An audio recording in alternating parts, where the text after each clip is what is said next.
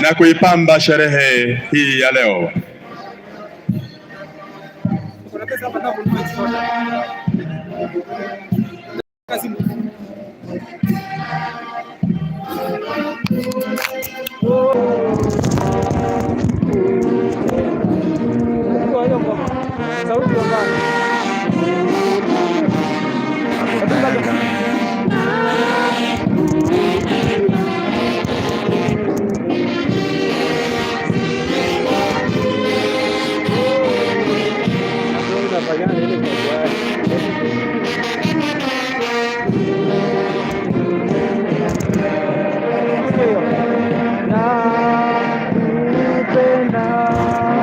Inapendeza kweli kweli, inapendeza sana. Mimi ni mwanakwaya bwana, japo wanaangalia pande pande, lakini hawapotezi mipigo wala kupoteza mistari. Inapendeza kweli, na bila shaka unaona namna wanavyoandaa mionyesho tofauti.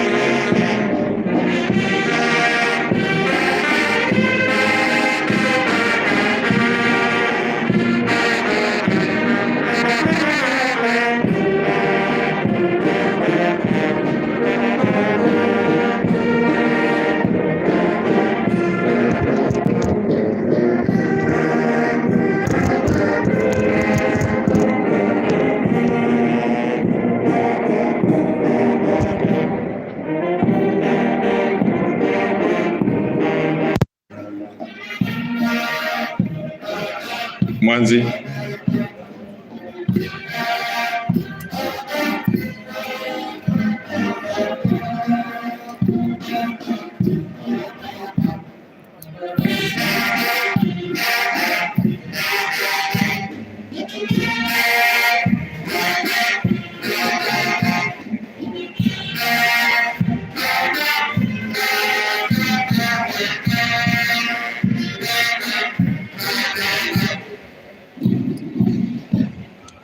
Na basi wanaondoka kwa heshima yake Mheshimiwa Gavana. Bila shaka tumefurahia onyesho hilo. Wanaenda kuchukua sasa rasmi nafasi ya kuja na baada ya kutupatia onyesho zuri lenye kupendeza sana sana sana kabisa.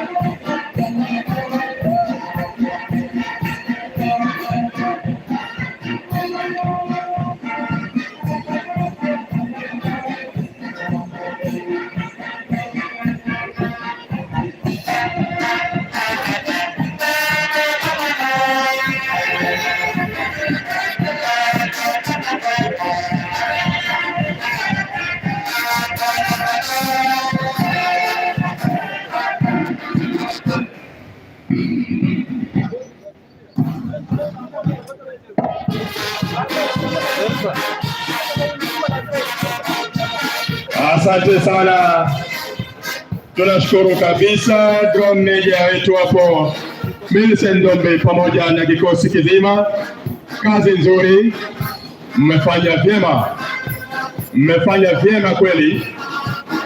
Mabibi na mabwana, tuwashukuru kwa kuwapigia makofi mazuri wanapoondoka rasmi. Wonderful. Asante sana, asanteni sana. Kakamega County Enforcement Band, asanteni sana.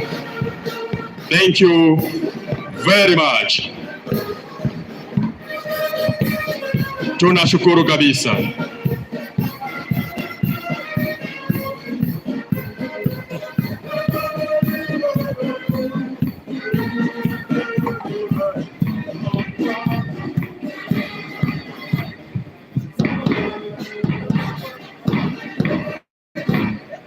Tuongeze makofi mengine mazuri sana. Thank you very much. Baada ya onyesho hilo la kwanza na kufurahia hafla hii ya leo, niombe tupate maombi kwanza. Sheikh Idris Mohamed, tafadhali, pamoja na ndugu wako Bishop Gilbert Lijina, mtuongoze kwa maombi ya ufunguzi. Karibuni sana Sheikh Idris na Bishop Gilbert Lijina. Naomba tuweze kusimama kwa heshima yake Mwenyezi Mungu. Bismillahirrahmanirrahim. Shukrani zote njema ni zako Mwenyezi Mungu wetu, Mungu wa ulimwengu wote, mwingi wa rehema, mwenye kurehemu, mwenye kumiliki siku ya malipo. Ee Mwenyezi Mungu, ni wewe ambaye tunakuabudu na ni wewe ambaye tunakuomba msaada. Tuongoe katika njia iliyonyooka, njia ya wale wote uliowaneemesha, si katika wale waliokasirikiwa. Tunakushukuru Mwenyezi Mungu siku hii ya leo, ikiwa ni siku ya mashujaa ambayo tunaisherehekea kwenye gatuzi letu la Kakamega. Tunakuomba Mwenyezi Mungu uweze kuibariki nchi yetu ya Kenya, uweze kutupa amani ambayo ni ya kudumu, uweze kutuunganisha tukiwa sisi sote tukiwa ni wanandugu kwa ajili ya manufaa ya nchi yetu ya Kenya, na tujalie tuwe na undugu ambao ni wa kudumu na ukabila wetu uwe ni kabila la Kenya. Mwenyezi Mungu vile vile tunamwombea rais wetu wa jamhuri na naibu wake. Vile vile tunamwombea gavana wetu wa gatuzi la Kakamega, vile vile na naibu wake, wajalie wawe na moyo wa kuendeleza maendeleo kwenye gatuzi letu la Kakamega. Vile vile tunamwombea mama wetu wa kwanza wa kaunti hii. Vile vile pia tunamwombea mama wa kaunti ambaye yuko hapa na sisi na viongozi wote walioko. Vile vile tunamwombea kamishna wetu wa gatuzi la Kakamega ambaye yuko hapa na sisi kwa sherehe hizi, na viongozi wote waliofika tunawaombea, wakiwemo madiwani na wengine wote ambao hatuwezi kuwataja. Tupe mema katika kaunti yetu ya Kakamega, jalie uchumi wetu uweze kuinuka kupitia kwa gavana wetu, maisha yawe mepesi. Wewe ndio wa kuomba, hakuna mwingine wa kuomba isipokuwa ni wewe. Wewe ni mwenye nguvu ambazo hazina kifani, na wewe ndio Mwenyezi Mungu aliyeumba mbingu na ardhi na vyote vilivyomo na sote tutoka hapa. Kwa kuomba kwa dhati yako ile tukufu, kila anayekuja kwa shari na jambo lolote ambalo halifai kwenye gatuzi letu, wewe Mwenyezi Mungu unaijua kabla ya sisi, ivunje ile dhamira isiweze kusimama. Kwani wewe ni Mwenyezi Mungu wa mwanzo usiyekuwa na chanzo na wa mwisho usiyekuwa na kikomo. Rehema na amani zimshukie Nabii Muhammad pamoja na mitume wote waliotangulia. Amin rabbi amin, walhamdulillahi rabbil alamin. Amen. Naendelea na maombi. Asante Mungu wetu mshia milele, pamoja na mwana wa Yesu Kristo, tunasema ni asante kwa siku hii njema uliotutunukia Baba, ambayo ni siku ya mashujaa. Tuweka nchi yetu mikononi mwako Baba, uwe kiongozi wetu, ongoza rais wetu Daktari William Ruto pamoja na mawaziri na viongozi wengine katika taifa hili, waweze kuendeleza nchi hii kwa uwezo wako na kwa mkono wako. Baba, tuweka kaunti hii yetu ya Kakamega mikononi mwako na viongozi wote walio hapa, hasa viongozi wetu Fanani Baraza na wale viongozi walio chini yake. Ujasiri utampa uwezo aweze kuongoza kaunti hii kwa mkono wako Baba Mtakatifu, katika vitengo mbalimbali na viongozi mbalimbali. Baba Mtakatifu, tunaweka mikononi mwako Baba Mtakatifu, uwe pamoja nao katika kuongoza kaunti hii. Baba Mtakatifu, wale waliokusanyika hapa wote tunaweka mikononi mwako, vitendo vyote ama shughuli zote zilizo hapa, tunasema kuja kati yetu, tuongoze katika unenaji, katika mambo yote ambayo yatafanyika. Uwe kiongozi wetu na uwe kielelezo chetu. Asante Mungu wangu kwa amani uliyotupa katika kaunti hii, Asante Mungu wangu kwa watu wazuri uliotuchagulia watuongoze katika kauli hii. Asante Mungu wangu, tuongoze tangu tuanze mkutano huu hadi mwisho. Tunasema ni asante, shukrani mbele zako, na ni katika jina la Baba na Mwana na Roho Mtakatifu tunaomba. Amen. Amen. Amen. Tuweze kuketi sasa.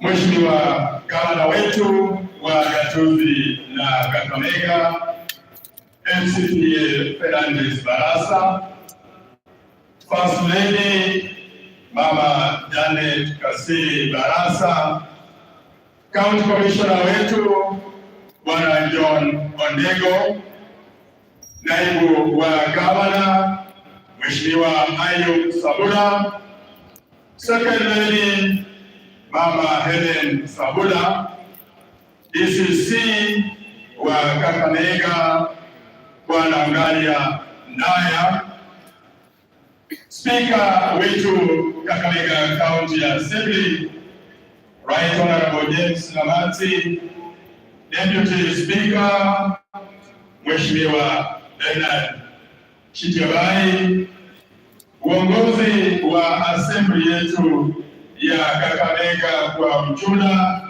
wakiongozwa na kiongozi wa wingi Mheshimiwa Philip Maina, waheshimiwa MCS wetu wote, bila shaka nimemtambua Mama Elsie Mohanda ambaye yuko nasi, County MP, ukipenda Woman Rep Kakamega County. Mama, karibu sana. Waheshimiwa MCS wote ambao wameweza kuwasili hapa, Service Commanders na County Security Team, mabibi na mabwana, wageni wote mliofika na wananchi wenzangu.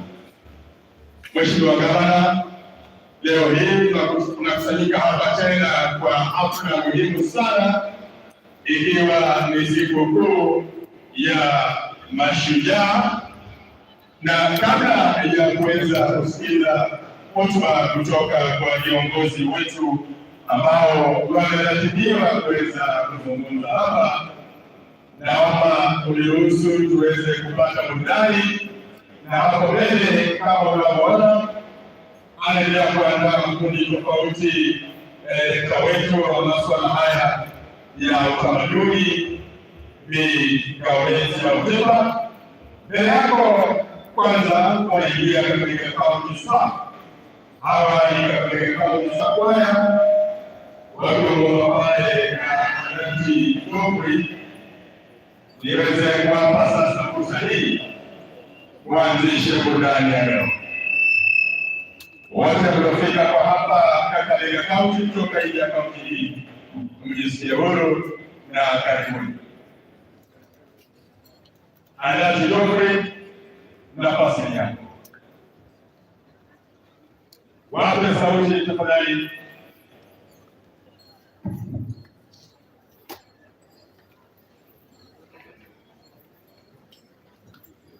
Asante. Tutafanya mazoezi kwa hiyo moja kwa moja. Makundi mengi na makundi mengi.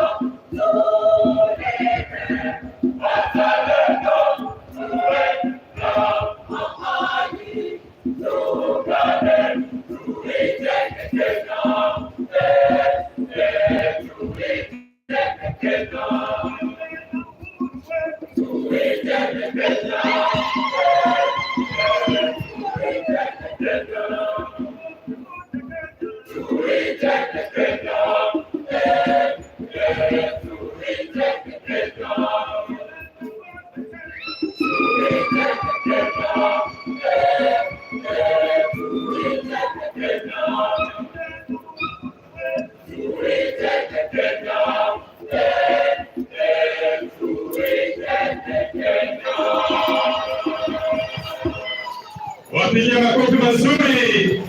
Kakamega County Staff Choir chini ya uongozi wa Dati Geoffrey. Nyimbo za kwa haraka kwa pamoja mbili zimepitwa na mashujaa wetu na tuijenge Kenya. Zote hizi tukiwa nyimbo za kizalendo. Mbele yako Mheshimiwa Gavana, sasa anaingia Baby Chantel, wimbo wa uzalendo. Karibu sana. Kiongozi wake mtoto huyo ni mamake mwenyewe Linet Alusiona. Tuendelee mtoto. Our Honorable Governor Hernandez Baraza and all of the guests, hello. My name is Chantel Lumula. I am in grade 4 at Shikuku School, and I am an upcoming artist. I sing gospel songs. And today, I want to sing for you a song of Mushajaa.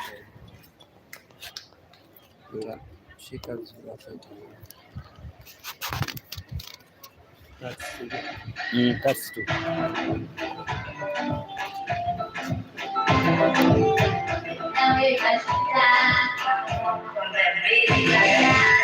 Leo Mira, vizuri tena inapendeza. Ukola sio hapa, kama siamini nasema kuja. Tumepambana kutukasua, kwenye upepe tuko huru. Na ukatambua, matumizi yetu washukuru. Tuliungana tena kwa nia, sikosi tutakufuru. We are free nation, we are free nation, we got freedom. Nasa tunashujaa, tuko fire, fire, fire. Kimina wetu shujaa, tuko fire, fire, fire. Rais wetu anafanya kazi bora, rais wake anafanya kazi bora, gavana wetu anafanya kazi bora, rais wake anafanya kazi bora, seneta wetu anafanya kazi bora, viongozi wote wanafanya kazi bora. Amani, upendo ndio nguzo yetu. Shikamane, tulinde heshima yetu. Tupeperushe bendera yetu, biashara shiki.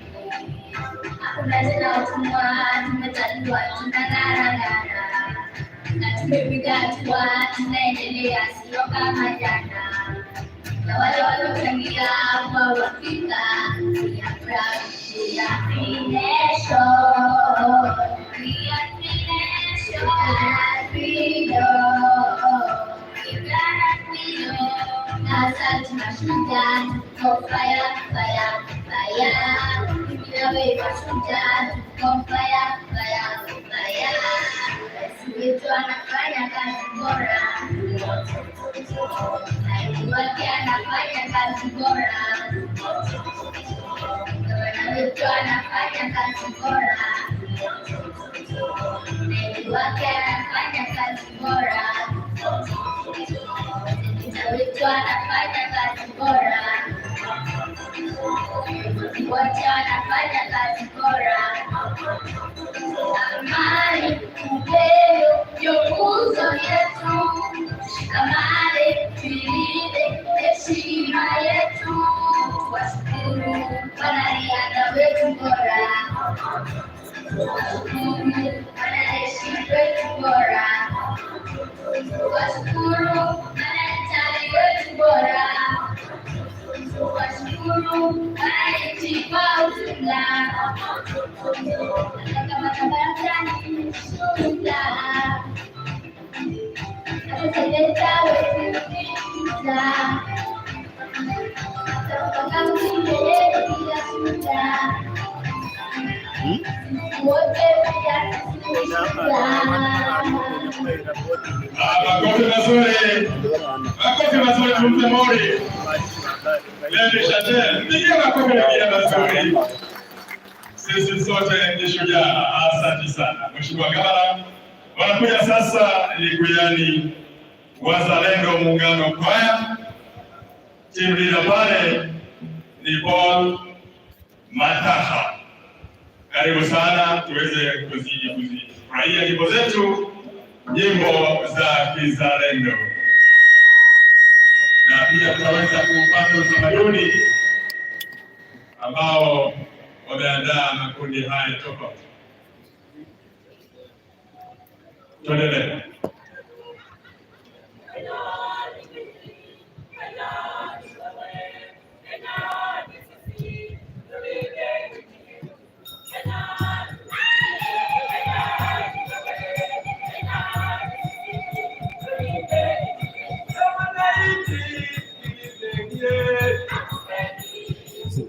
Ongeza sauti.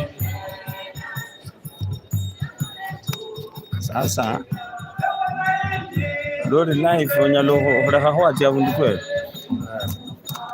enja horere abantu batatu abantu batano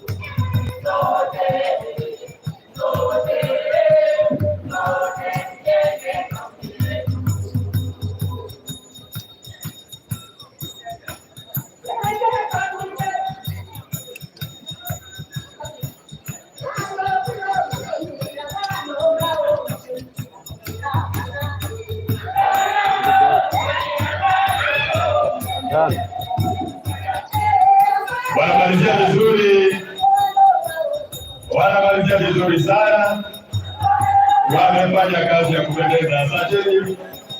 Burudani wapige makofi. Liguyani Wazalendo Muungano Kwaya. Asanteni sana kwa matapa. Mheshimiwa Gavana pale mbele sasa wanaingia na bongo B Singers, kundi kutoka Matongo ikiongozwa na Mama Sara Hadeji Wanga Maranda Dan. Asante na karibuni, mwendelee na burudani.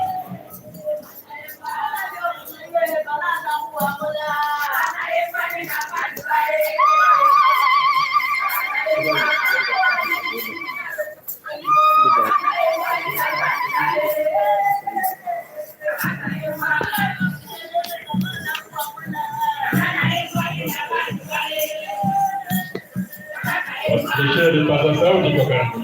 Sipambane.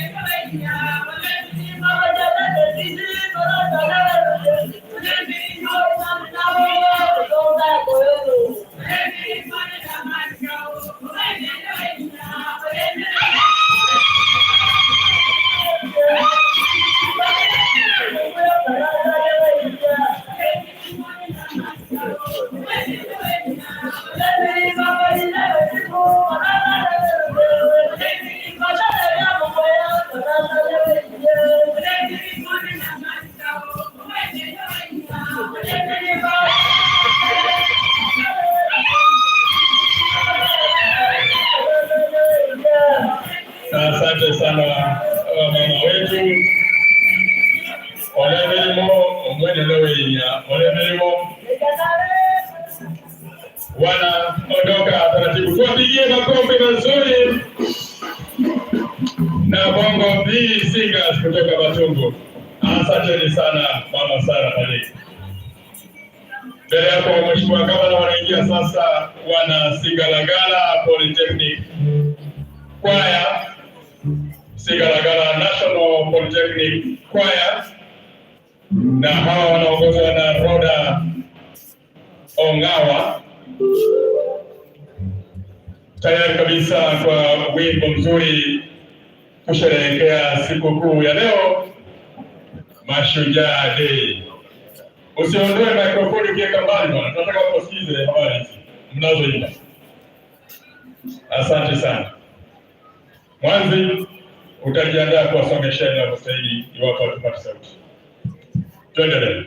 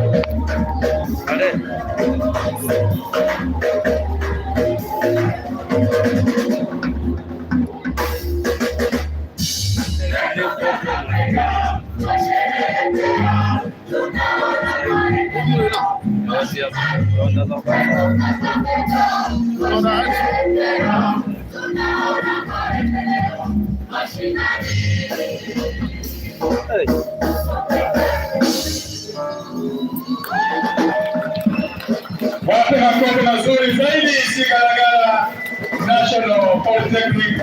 Hiyo bendi imefanya vizuri, inaweza. Tazama hiyo katika blue. Asante sana. Wanaingia sasa.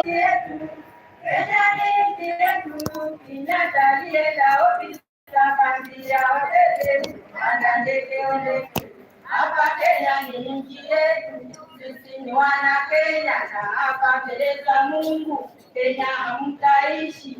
Kenya ni nchi yetu, Kenya ni nchi yetu, Kenya ni nchi yetu. Kinyaga nienda ofisa kambia wabeberu panda ndege mwende. Hapa Kenya ni nchi yetu, sisi ni wana Kenya, na hapa mbele za Mungu Kenya hamtaishi. Kenya ni nchi yetu.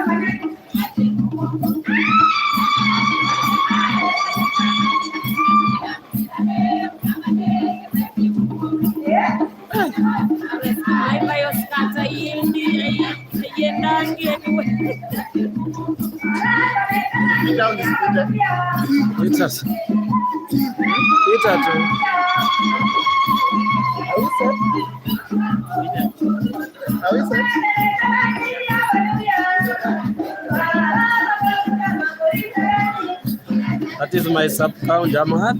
Yeah. Ndio sub count yangu nasikia vizuri.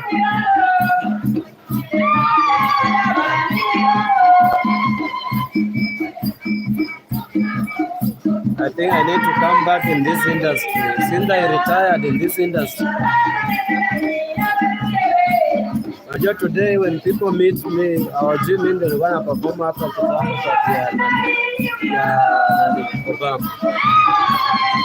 We need to come back in this industry. Sasa hivi mbona department mbona mweke tunaendaka na request ya public service.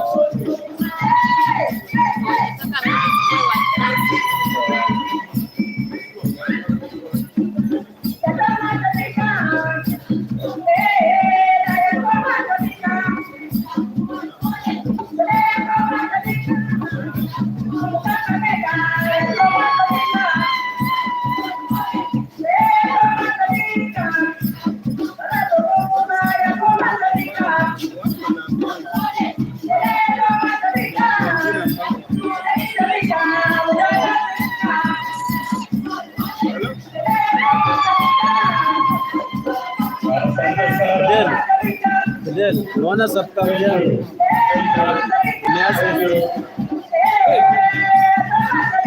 wapigie makofi ya kila mama wanakajana pale. Asanteni sana. Tunatoa PK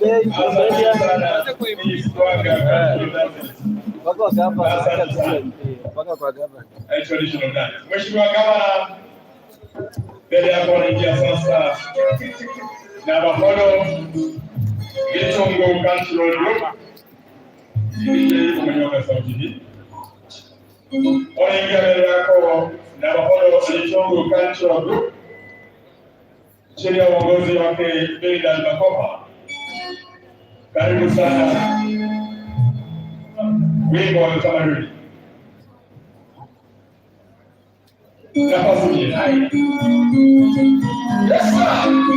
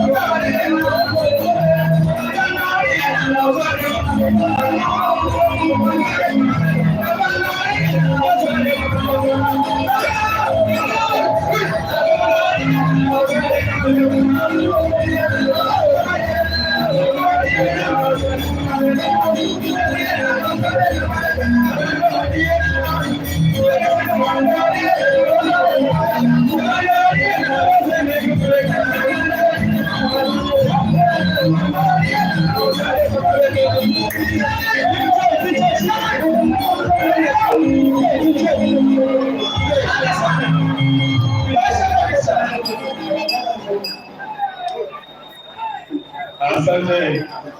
Asante. Wananchi mmefurahia? Arudie. Arudie.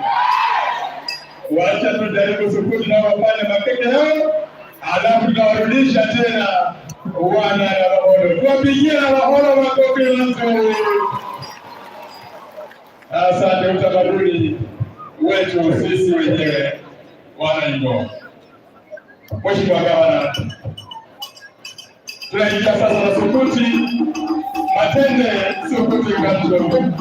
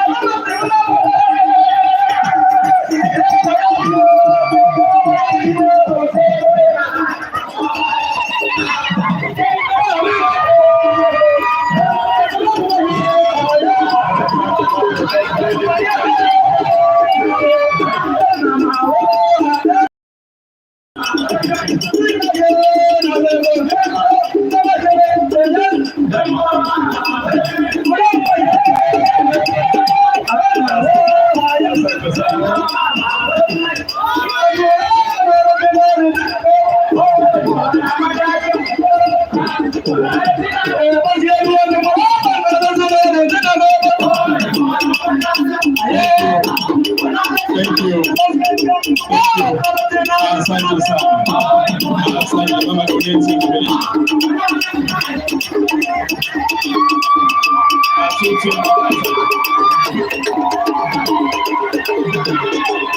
Wapige makofi na bibi na bwana.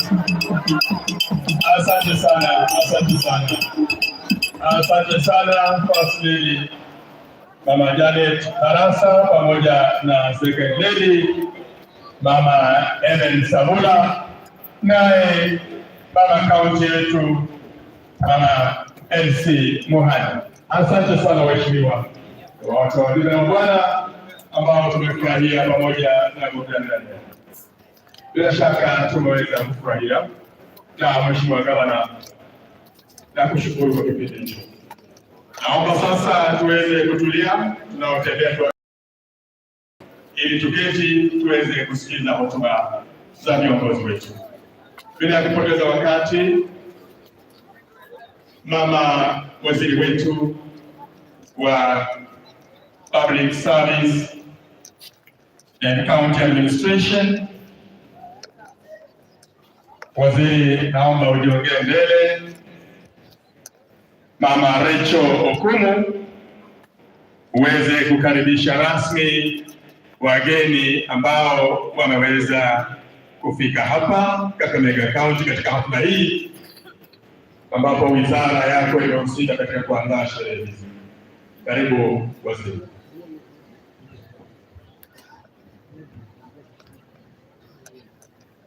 Your Excellency, our Governor, Kakamega County,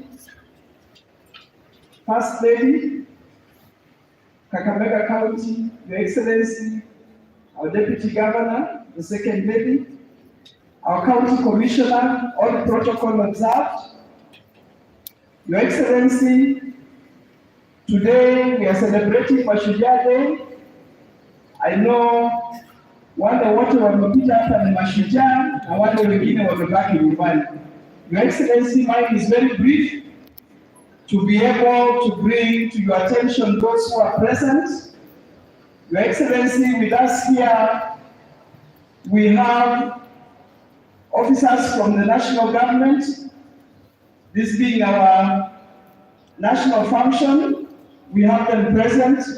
Your Excellency, present is also our honorable members who will be able to be given an opportunity to address this sitting. Your Excellency, also present, we have the CECs. They may just wait from where they are.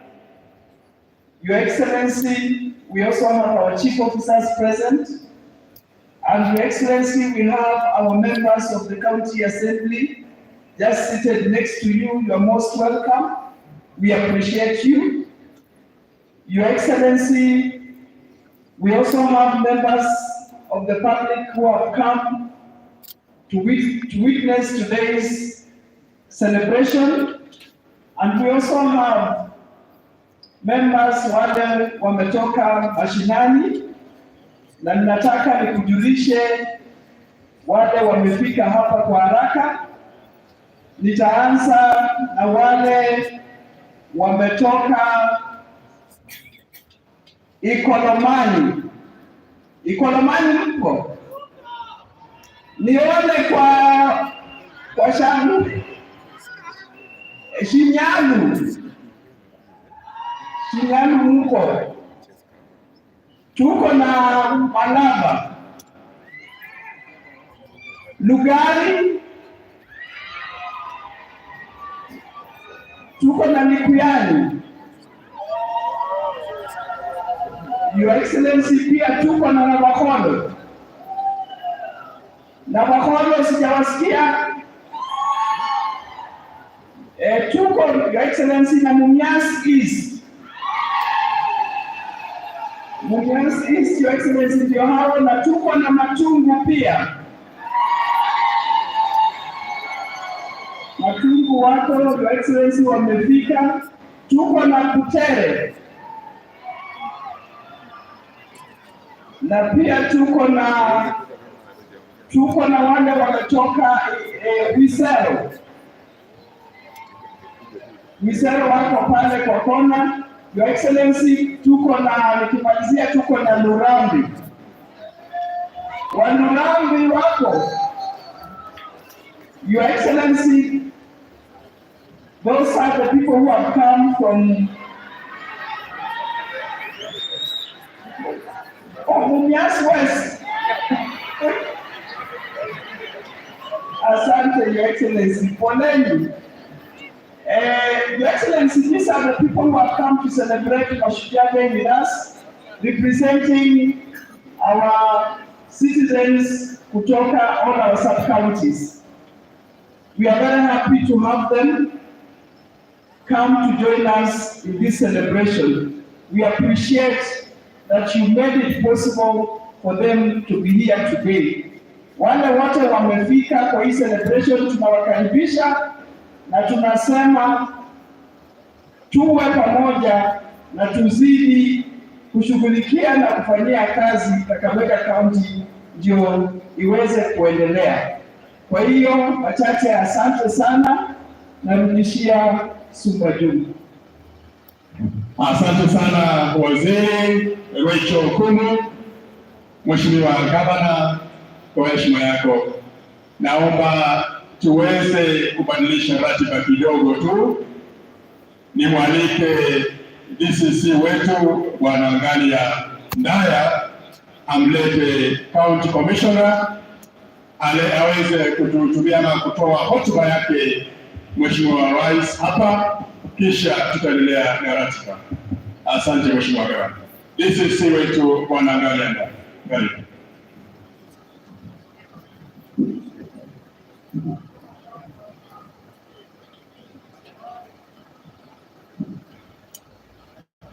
Asante sana mratibu wa siku ya leo,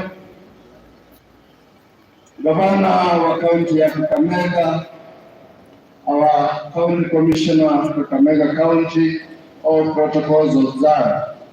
Jina langu naitwa Angalia Ndaya na jukumu langu kwa sasa hivi, kwa sababu hotuba ya rais imeanza huko Nairobi, namuomba our County Commissioner aje tumkaribishe kwa makofi.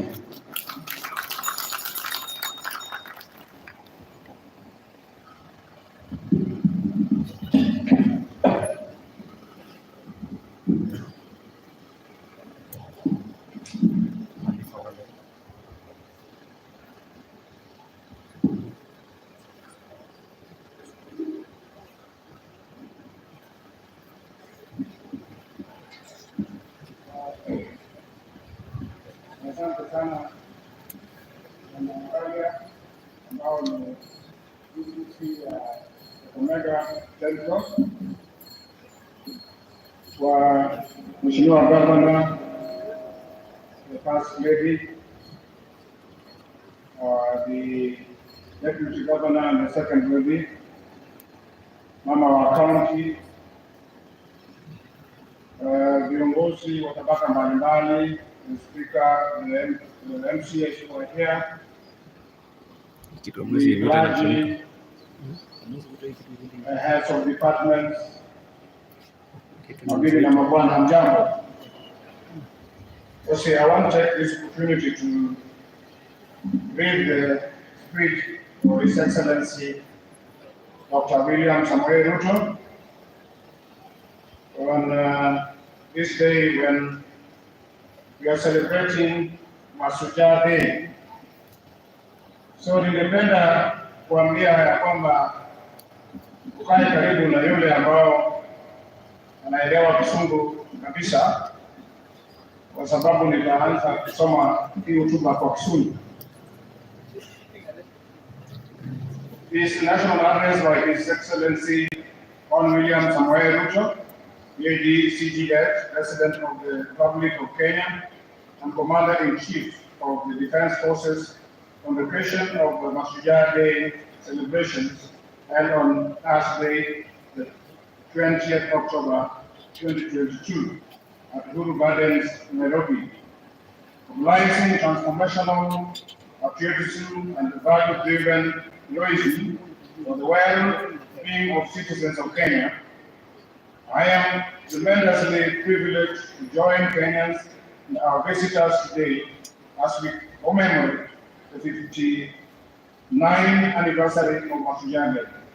It is with great humility that I preside over this year's celebrations for the first time as president, and I'm humbled and grateful for the honor to solemnly observe this important day every year in order for us to reflect upon where we have come from as a nation. We mark this day to consider the troubled road we trod through the sorrowful wilderness of colonialism, injustice, and crimes that was paid in blood, toil, anguish, and death for us to be a free people. We take this opportunity to also celebrate the history of the heroes and heroines who sacrificed valiantly in our freedom struggle. Their character and, most importantly, the values and principles which inspired, sustained, and vindicated them, so that we may emulate them by living lives worthy of their sacrifice. We ask ourselves today, what must we do to transmit this noble history and ensure that future generations appreciate us, not only as worthy heirs of our illustrious ancestors, but also as skillful stewards of their heritage. We do this in pursuit of solemn covenant proclaimed in the preamble of our Constitution that we, the people of Kenya, shall honor those who heroically struggle to bring freedom and justice to our land by adopting, enacting, and giving the Constitution for ourselves and to our future generations. Our Constitution articulates a vision of Kenya our heroes and heroines will have a clue. A Kenya worth fighting for and worth paying the ultimate price for. It is their legacy to us, and it sets the stage for us to continue their patriotic work in that noble spirit that roused the first freedom fighters to resist colonial rule and their successors to reject post-colonial repression. Our heroes and heroines were neither elected nor appointed. They were not sponsored and they were not funded. They had no offices or budgets. They were ordinary people invested in the struggle to make good their unwavering belief that all people are equal and deserve to live in freedom. People of all walks of life, citizens, farmers, traders, blacks and former soldiers, teachers and their learners, preachers and their congregants, drivers, cooks, and farm workers ran away in the forest armed with nothing but the conviction that a more just way of life is possible and that it is worth fighting for. The legacy of independence is the historic achievement of value-driven bottom-up heroism. The people were distinguished by a unity and commitment to selfless endeavor, determination, patriotism, and an unyielding sense of justice. Every time we have come together, we have accomplished major feats. That is why, as a nation, we are exalted by the national anthem. Let one and all arise with hearts both strong and true. Our Constitution, the People's Sovereign Charter, is an instrument of collective memory. It proscribes tyranny, marginalization, and oppression, provides institutional means to dismantle injustice and eradicate inequality, and gives us an opportunity to expand freedom and actualize rights. It also defines human well-being to be the reason for individual and collective action, as well as to protect of the totality of the national enterprise. We are united in common endeavor with those who came before us and did so much for our country. We may define ourselves as a nation proudly standing on the foundation of the Constitution, united in pursuit of the well-being of every citizen. The principal reason for promulgating our Constitution then was to inscribe the values which animated our history of accomplishment and to project them in a manner that resonates across generations. The national values and principles of governance set out in Article 10 form the soul of its dispensation. They define parameters of patriotism, exemplary service, selfless sacrifice, and profile us in terms of who we are and who we ought to be, individually and as a nation.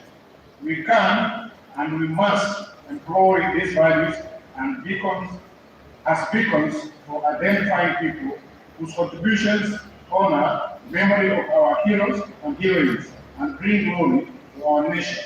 It is time to direct our focus on the work that each one of us does to understand how we contribute to our individual well-being, as well as that of our communities and nation.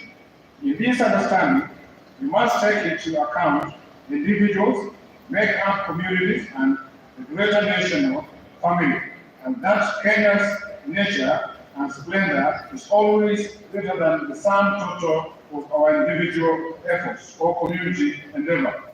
Similarly, our national capacity determines the extent of opportunities all Kenyans have to pursue and attain their aspirations.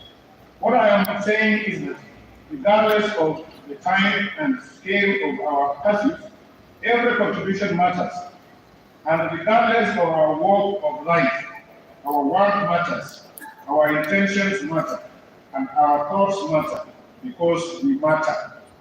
I congratulate every citizen for their part in ensuring that the last election was peaceful. I know of attempts at division, disunity, confusion, and even some who did everything in their power to entice and pressure our people to engage in criminal activities.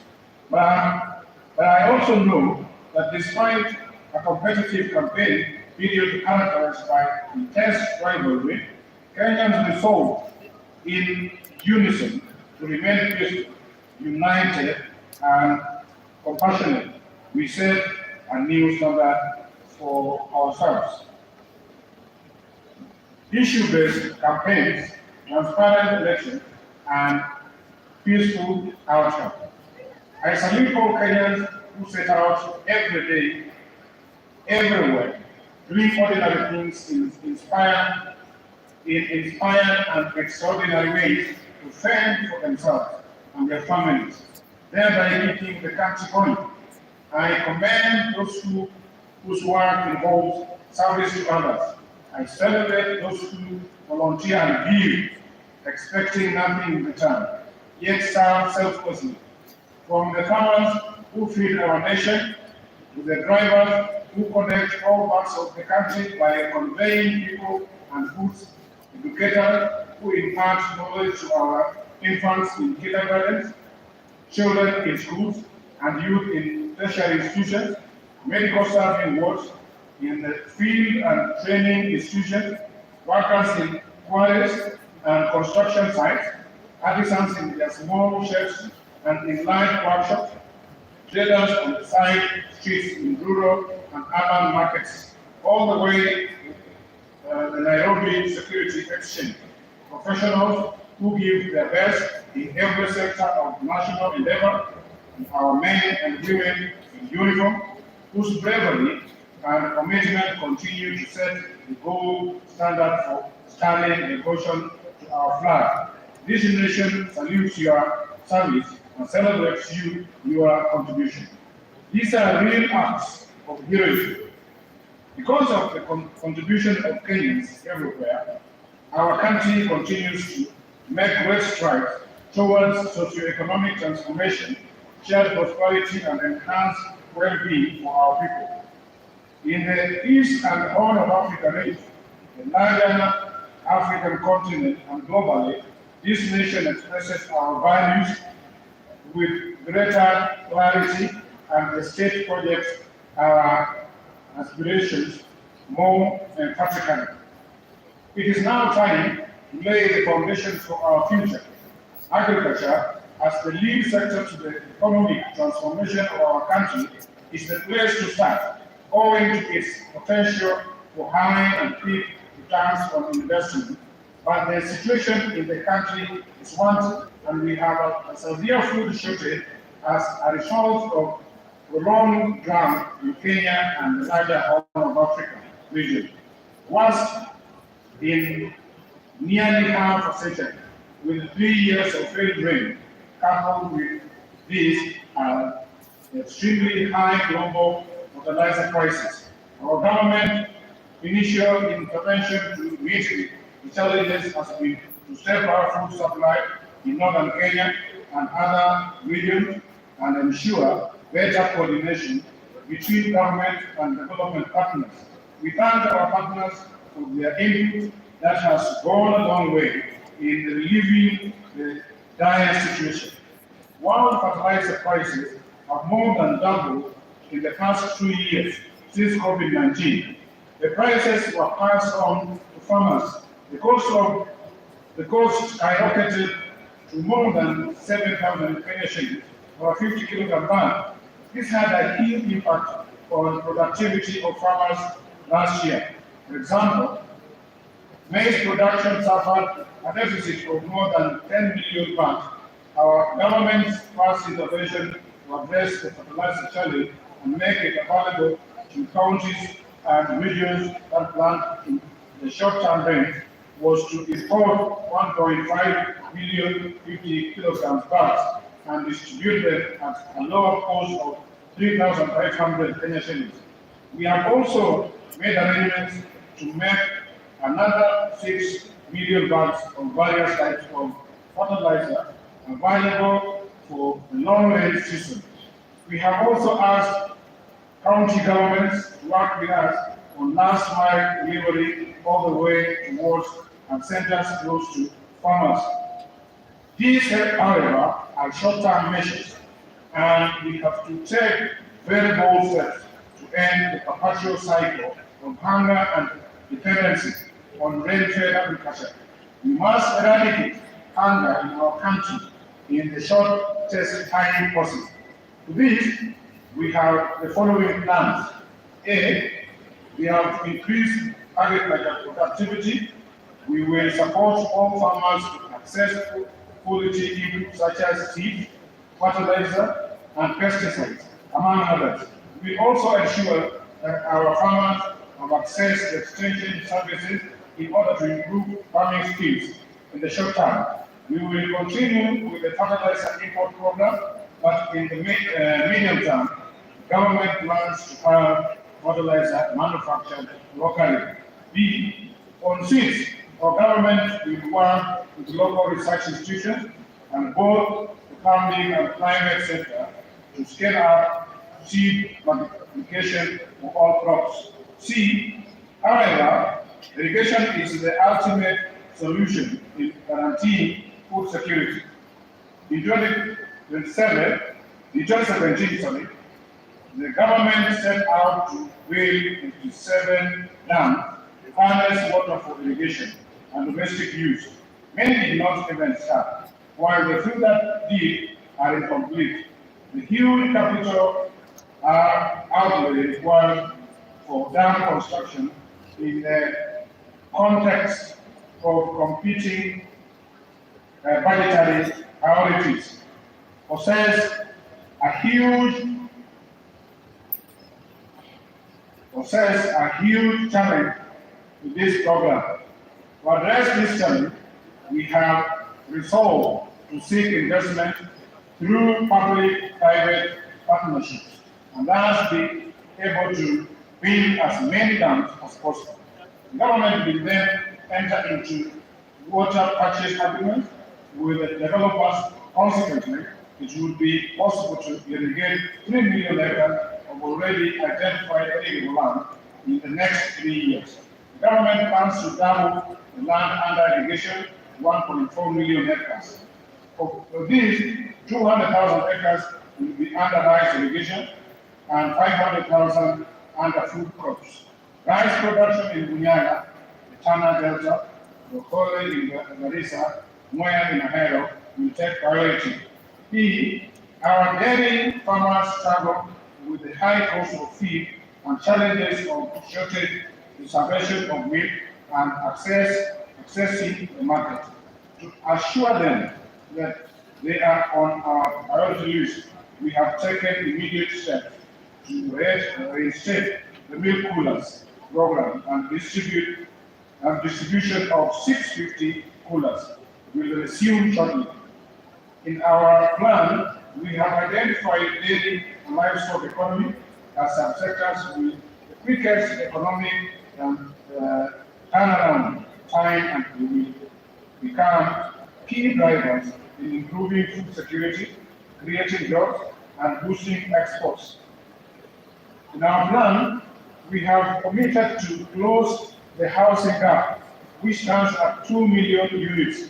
Our target is to increase the supply fourfold from 50,000 to 200,000 per year. Already, 2,592 units have been completed. 40,452 are under construction, and over 500,000 units that require financial backstopping and funding for bulk infrastructure and in the pipeline.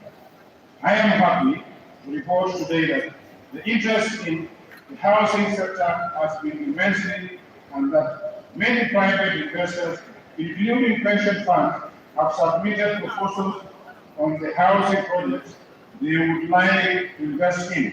We will work together on these projects to facilitate the investment. It is clear from engagement with investors that the government needs to evolve from being a mere enabler to becoming a sponsor of projects. Not only will we provide land and bulk infrastructure at no cost, but I will personally take charge of the process to unlock the challenges that inhibit investment. For instance, VAT exemption on inputs has been enacted to lower the cost of construction, but its implementation has been curtailed by the delays in approving application for VAT refunds. As a result, developers pay VAT, but the cost saving is not enjoyed by the end buyers. Government will resolve such issues with the urgency required. Let me emphasize that the housing agenda is not just about four walls and a roof. The demand for affordable housing is an opportunity to create jobs and stimulate the economy. Manufacturing sector, which already supplies many products in the construction industry, will have expanded business opportunities. Other housing inputs, such as doors, windows, gates, and hinges, will be made by our Wakali industry. We are designing the program in a way that we upgrade and support Wakali by linking it with the technical and vocational education institutions.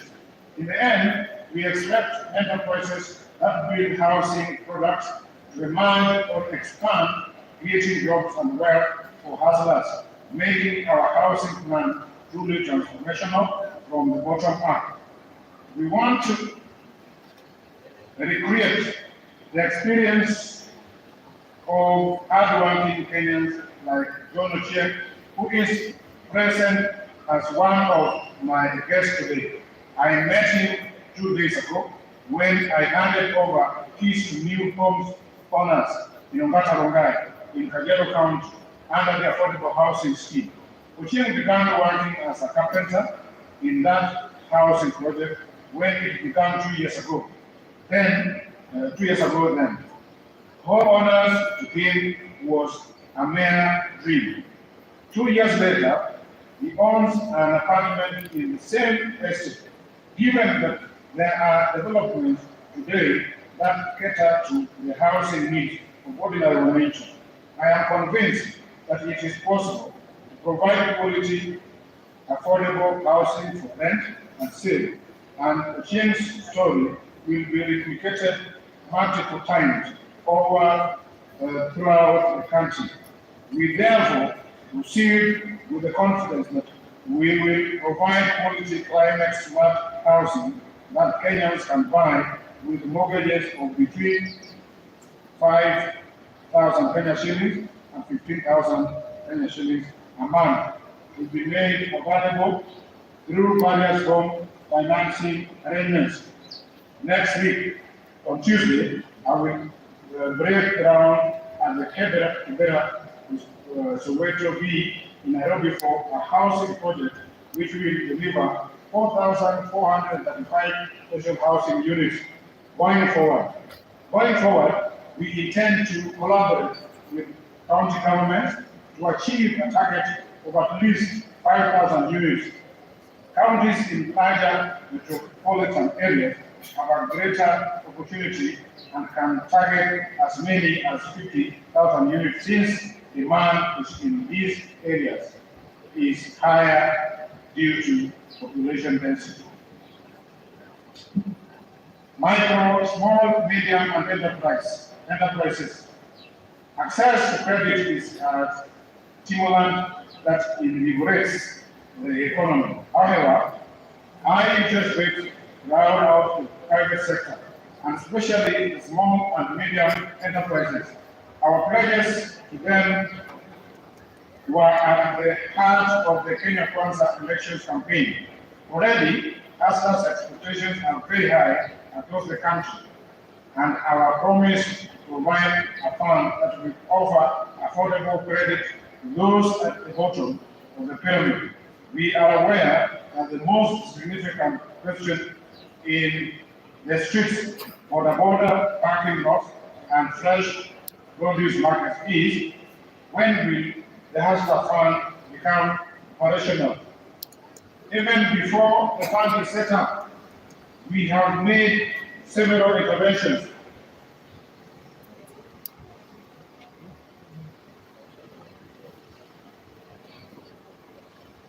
Even before the fund is set up, we have made several interventions to make credit accessible. Safaricom and their financial partners have brought down the cost of Fulisa by making the first 3 days free and reducing the tariff by 50% as part of the agreement. 4 million borrowers who had been blacklisted for defaulting will be freed from the yoke of the Credit Reference Bureau in the coming days. We have also secured an agreement with CRB that it will abandon the punitive penalty of blacklisting defaulting borrowers and move to a credit scoring system that makes defaulters eligible for credit even as they work to improve their credit worthiness. As a result, no citizen will be excluded from the credit system because of defaulting. They will therefore be eligible to access credit as they work their way out in paying their debts. On the household fund, 3 issues are crucial. 1, some credit products will be available to small businesses on digital platforms at affordable rates through chamas, groups, circles, and cooperatives. 2, during my recent address to Parliament, I promised to promote the culture of saving through a pension fund product which will encourage Kenyans to participate. This will have two components: a long-term pension plan and a short-term one, which will enable people to put money aside to take care of bad days, like the loss of a job or when business faces financial difficulties. 3, the two products, the Hustlers Fund with the Savings Plan, will be launched on December 1st, 2022. Universal healthcare. Health lies at the front and center of socioeconomic development. The failure of a healthcare system undermines prosperity. Kenyan families spend a total of 150 billion in out-of-pocket expenditures on health services a year, mobilized from various sources, including Harambee, WhatsApp and M-Pesa, loans, sales of land, and other assets to pay off bills for loved ones. Also, many small businesses fail when owners fall ill and cannot work, or divert money to pay medical expenses. It is no wonder then that it is commonly said that most families and individuals in Kenya are one illness away from poverty. We want to lift this punitive burden from the shoulders of Kenyans and their businesses through our universal healthcare plan. The plan is to revitalize primary healthcare by laying more emphasis on preventive and promotive strategies. Many critical health illnesses, including cancer, heart complications, kidney failure, and hypertension, can be detected and addressed at this level without the need for hospital visits or admissions. Our health reform commitment is therefore threefold. 1, in partnership with county government, we will mainstream community health workers and make them the foundation of our healthcare system. 2, reforming the National Health Insurance Fund. Progress has been made in enrolling more members in the past 10 years. 12 million Kenyans have joined the fund. The challenge, however, is not the NHIF is an occupational scheme for salaried people on payroll in the public and private sectors, and not the social insurance scheme it ought to be. We shall change the contribution structure from an individual contributory scheme to a household contributory model. 3, we intend to address the challenge of inadequate human resource in the public service and other poor industrial relationships between health professionals and county governments. We are particularly committed to the professional development of health workers. I take this opportunity to assure health workers that we have listened to them and we will propose ways in collaboration with the county government of resolving their issues.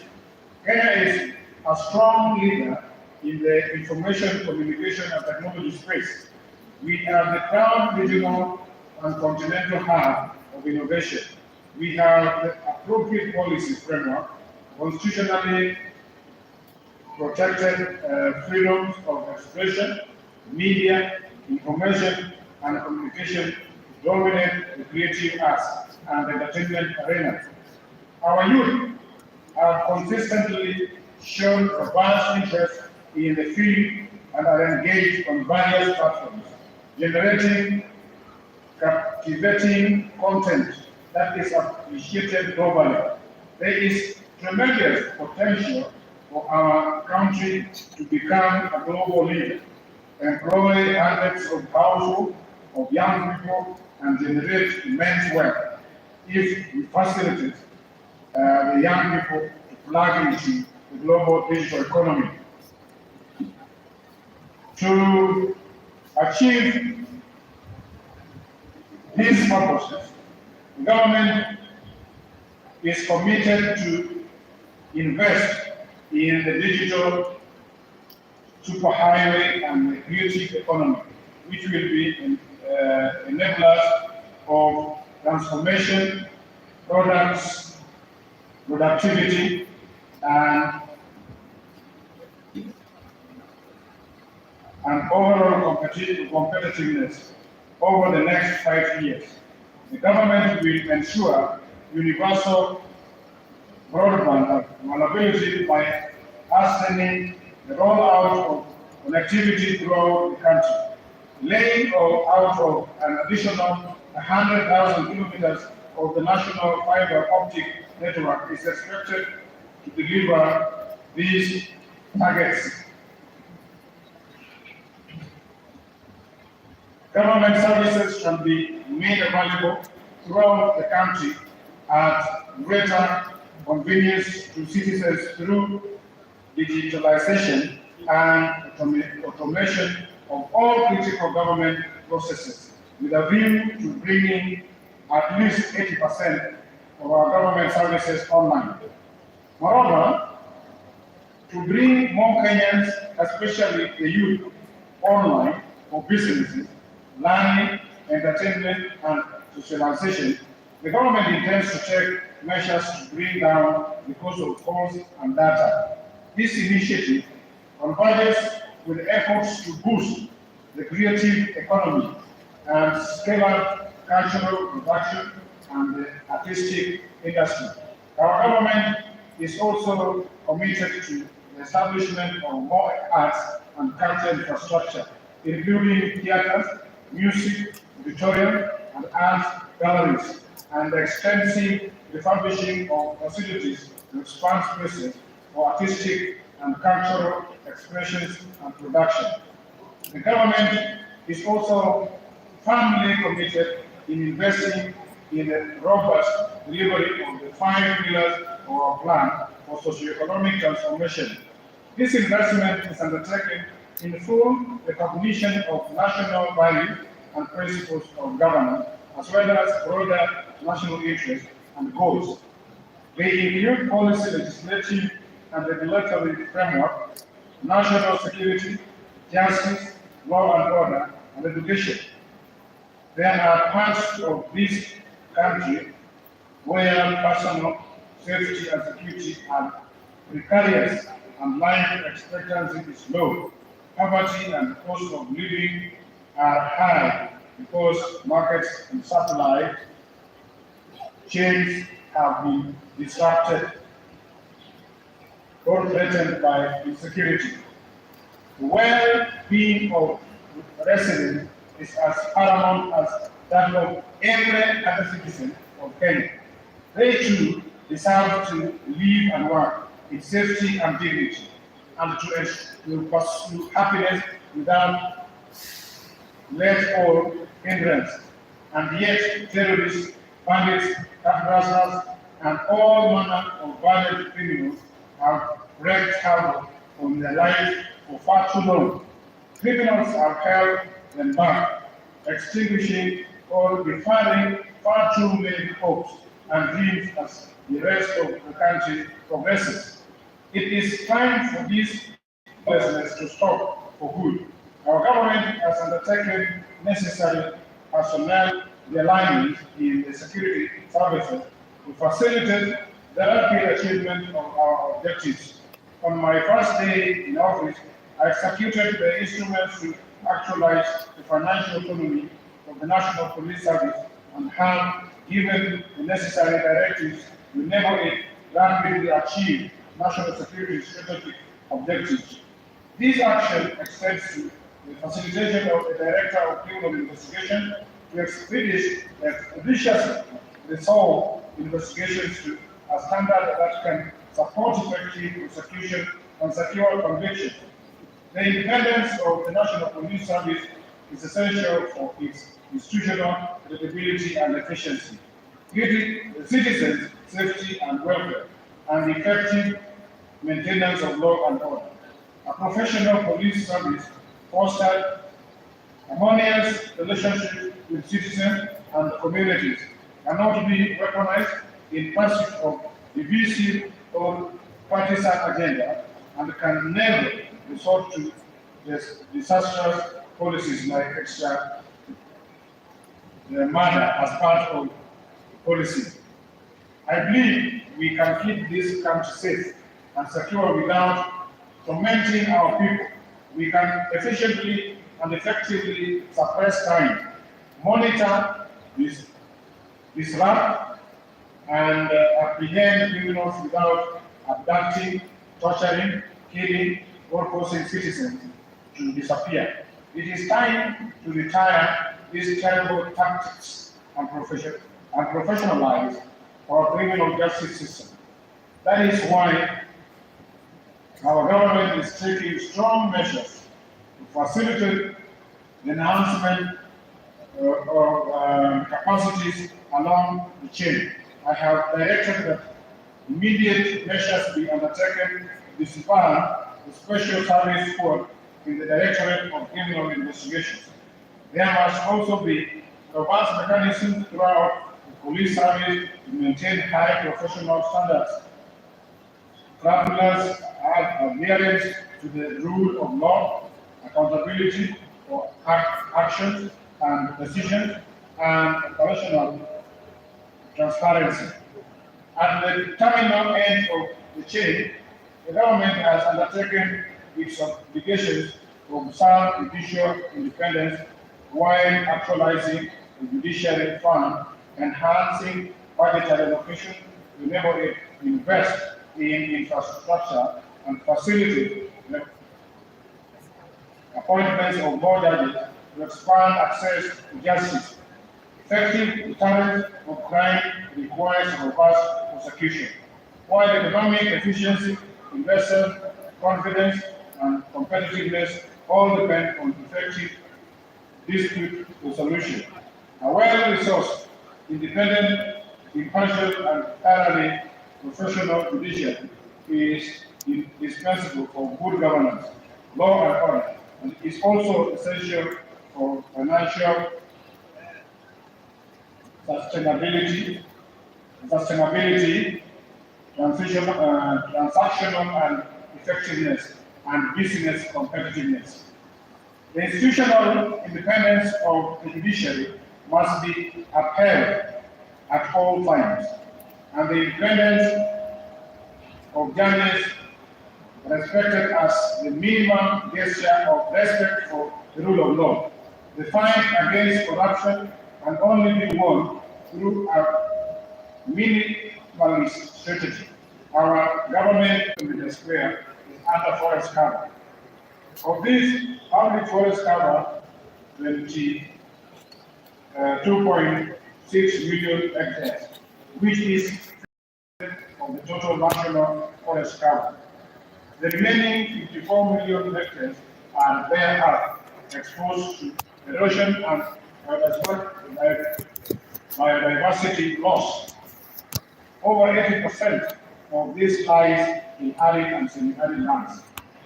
The 10 counties with the highest forest cover are Nyeri, Lamu, Vihiga, Kirinyaga, Elgeyo Marakwet, Meru, Embu, Murang'a, Kilifi, and Nyandarua.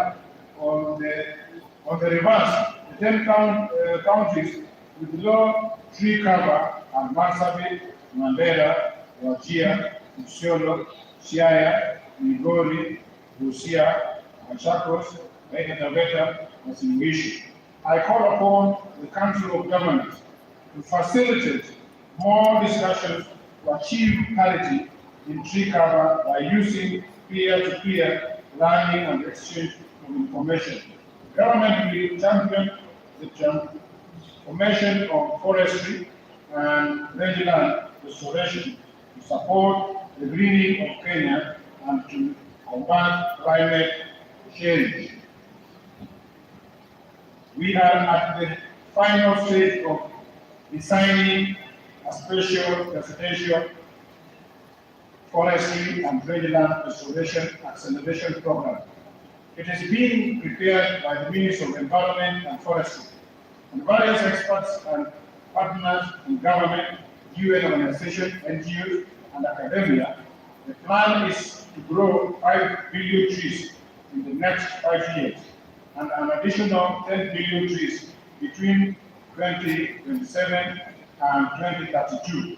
This will eventually lead to the rehabilitation and restoration of 10.6 million hectares through constituency nav centers in the 290 constituencies, as well as some special selected ecosystem and water towers threatened by degradation and destruction. To achieve this ambitious plan, the government will continue to support efforts by the Kenya Forestry Research Institute, KEFRI, in high-quality tree seed production, collection, processing, testing, and distribution with 18 tree seeds centers in Gede, in Kilifi, in Tui, in Buga, in Kiambu, Garissa, Migori, Kakamega, Indiana, in Kericho, Karbo, in Zingishu, and Marigat, in Baringo. Others are Umuruti, in Laikipia, Nyeri, in Kana, in Gwesi, in Mokweni, Meru, Wajir, Maseno, in Kisumu, Lamu, and Taita Taveta. This will boost every storage capacity from the current 6 metric tons a year to 240 metric tons in a year. In 10 years, this will inject 100 billion Kenya shillings into the economy as a result of the green jobs created from the seedlings production, production. Agroforestry and farming of avocados, mangoes, and macadamia will also open new value chains for our export markets, creating new green jobs in the sector. I therefore urge all Kenyans to support the government call to grow at least 15 billion trees in the next 10 years. The afforestation in the presidential program will be undertaken by the youth and women groups, civil society, community, and religious organizations, leveraging on private sector and government financing. To ensure sustainable funding, Kenya is developing policies and strategies to tap into the global carbon market opportunities accessible through carbon trading. Additionally, the government will secure and protect public forest rehabilitation and restores all degraded water towers and other forest ecosystems across the country. To resolve the capacity constraints at the Kenya Forestry Service that has been operating at half capacity, I have directed the immediate recruitment of an additional 2,700 forest rangers and 600 forest officers to augment our intervention in this sector. Shortly, I will also be inaugurating the Climate Change Council that will steer Kenya's climate action through stakeholders engagement coordinated in the presidency as required by the Climate Change Act 2016. Under the program, we will start mobilizing finance through public, private, and multilateral sources, including climate finance, to fund the proposed activities. This is anchored on the United Nations goals and backed by the tree growing and sustainable forestry finance management program supported by UNDP, UNEP, FAO, UNCDF, and New York's partner trust fund. The program also responds to Kenya's commitments to help reduce global greenhouse gas emissions articulated in various multilateral environmental agreements and the United Nations Decade of Action on Ecosystem Restoration. Kenya will rally the global towards more ambitious climate action in next month's 27th UN Climate Change Conference at Sharm el-Sheikh, Egypt. In an increasingly interconnected world, our well-being depends on the engagement with our neighbors, continentally, fraternity, and international partners. In all these arenas, Kenya has continued to be a dependable ally, faithful friend, and effective partner, ever committed to win-win bilateral as well as multilateral outcomes that achieve mutual gain for benefit of humanity. In the East African community, the territorial borders are firmly on the way out as the momentum towards integration gathers. Non-tariff barriers have come down and trade volumes have soared. The community is becoming even more tightly connected with the infrastructure system disclosing the member countries. The possibility of an East African Federation is no longer a wild imagination or idle dream. It is no longer a matter of if, it is a matter of when.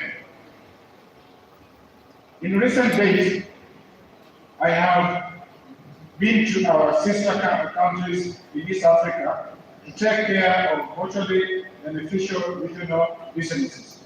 In Ethiopia, we launched Safaricom Ethiopia Telecom's money business, which expanded Safaricom and M-Pesa's regional footprint, dispersing ICT innovation and deepening the revenue base of the company.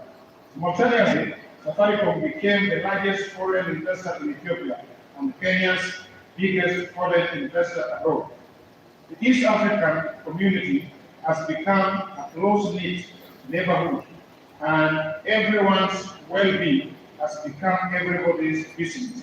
With this unity and integration, we will achieve much in our lifetime. And with these bonds of solidarity and fraternity, we shall establish an oasis of hope and infinite possibility that will be irresistible to the whole world. In the Horn of Africa, peace and security efforts continue to dominate our engagement. These are important components of our broader strategy to recover stability in what has become a truly rough neighborhood. Countering violent extremism, controlling the illegal movement of small arms, peace building and peacekeeping initiatives will continue to dominate the agenda. The conflict in the Tigray region of Ethiopia, which, according to reports from the Office of the United Nations Secretary General, is escalating, is a great source of concern for our region. Kenya shall continue to play its role by making such contributions as is required of us by the African Union sponsored mediation efforts. The sooner hostilities cease and face-to-face talks commence, the better for our region. The region is experiencing its fifth season of severely low rate due to climate change.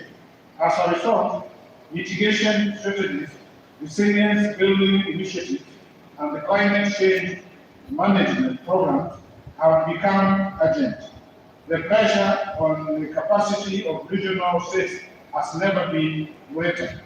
On the continental stage, we have sustained our Pan-African relations since the dawn of African unity.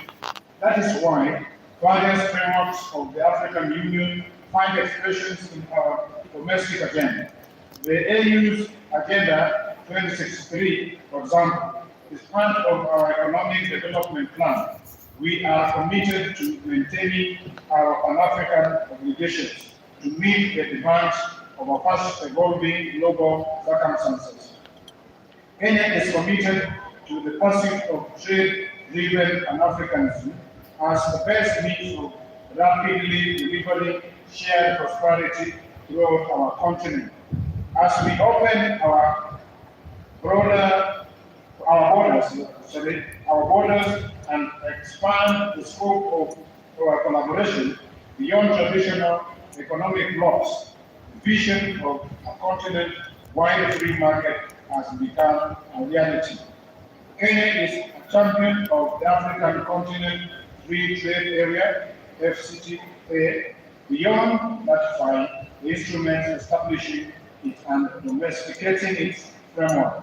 Kenya has been a consistent participant in efforts to make FCTA a reality.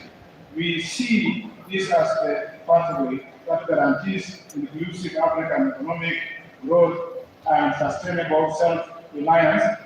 In turn, this will hasten our continent's post-pandemic recovery, enhance climate change resilience, and underpin stability in the face of multiple regional and global crises, including energy volatility. Our national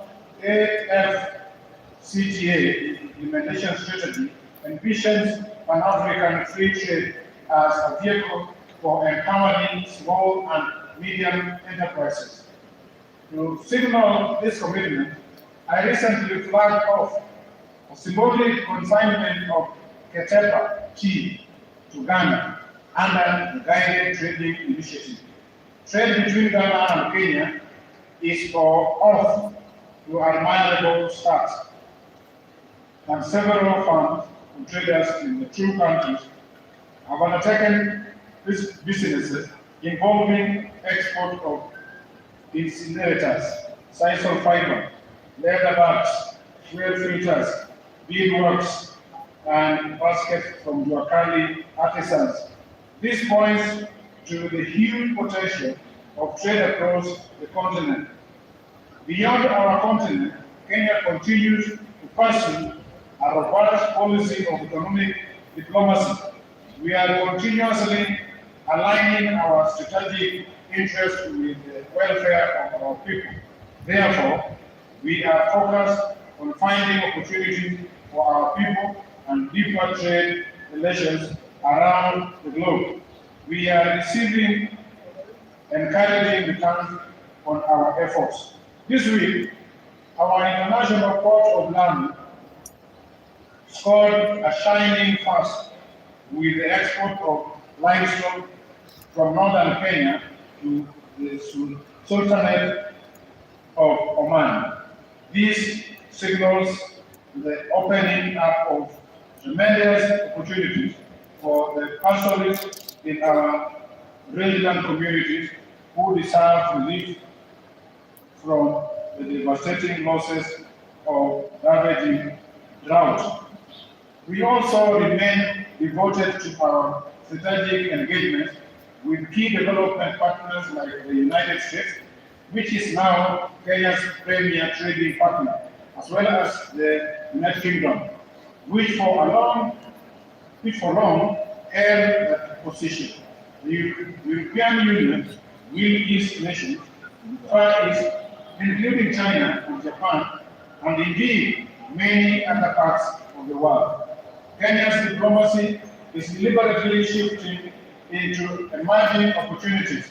We are prepared to exploit the potential of the blue economy and the fast evolving digital universal position our young generations as competitive global players. Kenya's commitment to multilateralism is a fundamental plank of our diplomatic strategy and foreign policy. This has defined our international outlook since the advent of self-governance and full sovereignty. We have hosted several multilateral institutions and aspire to receive more. Kenya has participated in many multilateral undertakings, including humanitarian missions, international peacekeeping, and pandemic responses. We join other nations of the global south to advocate democratization of global governance and to invest the multilateral system with higher moral imaginations. We believe that global governance must reflect the values it aims to advance and protect, to effectively drive our diplomacy. and international engagement. Kenya has unified and clarified its policy in our Vision 2030 and our government's five-pillar plan for socio-economic transformation. The fifth East African Community Development Strategy, AU Agenda 2063, and the UN Sustainable Development Goals. The purpose of this alignment is to ensure that we fall apart for the achievement of our objectives of enhancing the well-being of humanity. We have warned the international community about global fertilizer shortage and the risk it possesses to global food shortages. Whether we are speaking at the United Nations Environment Program in Nairobi or the UN Occasion Conference in Lisbon, our commitment to enhancing climate change responses is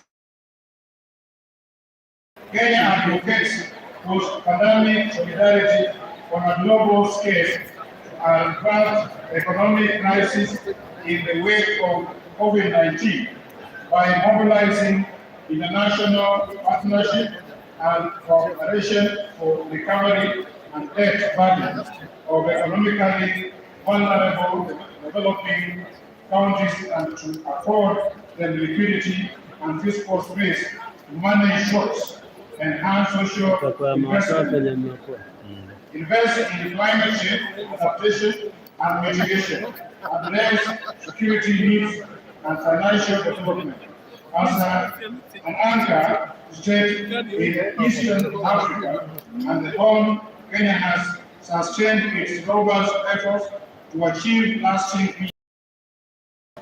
We have also used the opportunity to serve at the UN Security Council to give priority to regional peace, counter terrorism and violent extremism, support peace operations, and further the climate and security agenda. We consider these contributions to be critical in building a safe and peaceful world that is safe and conducive to human flourishing. Government efforts to affirm and project Kenya's struggle stature globally has always been complemented by the contributions of Kenyan citizens who live and work in various parts of the world. This demonstrates the complementarity of state and citizen action and the inevitable alignment between patriotism and national well-being.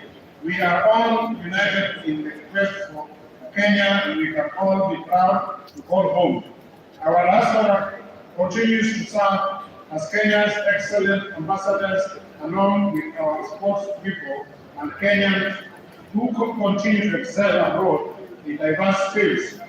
You make us proud and in so doing demonstrate the true spirit of Mushajaa. Kenya is a good neighbor, true friend, loyal, ally, dependable partner and hardworking member of the international community. It lives up to its strong value system, fluently articulating ideals of compassion, solidarity, justice, freedom, and sovereignty. As a nation, we project and amplify values and principles familiar to each one of us, and which form the heart of our constitutional system. Greater fidelity to the Constitution and better compliance with its mandates and principles will not only make us better citizens and worthy patriots, it will make Kenya a stronger nation. We therefore have a duty to respect, uphold, and defend the Constitution, the nation-building enterprise, and enlist all citizens to recognize the stake in making and keeping Kenya great. Patriotism is a bottom-up affair. We are called upon to stand firmly on our values and strength our resolve to wage war on poverty and inequality by pursuing inclusive growth. Our aim is to remove all obstacles and bring down every barrier progress. By celebrating our values, we honor our heroes. Every act of nation building is an expression of these values and a most appropriate remembrance of those who began our journey towards sovereignty, freedom, and happiness. This is a time for action. The opportunities to contribute to this historic project are limitless.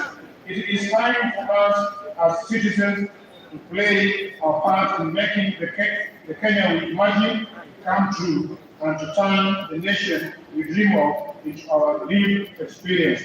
This moment calls for the exercise of all our abilities, talents, gifts, skills, and strength in pursuit of national as well as personal self-actualization. It demands that we demonstrate the patriotism of a new age and express the timeless values which unite us with our heroes and heroines. We are endowed with far greater capacity today than ever in our history to pursue and accomplish major feats. Our predecessors, with far modest means, nevertheless scored monumental triumphs. There is absolutely no ceiling on our dreams, no limit to our determination, and no barrier to our collective love. Nothing stops us from becoming what we wish to be, and nothing can stand in the way. Our resolve to drive Kenya with its destiny of glory and abundance. I stand here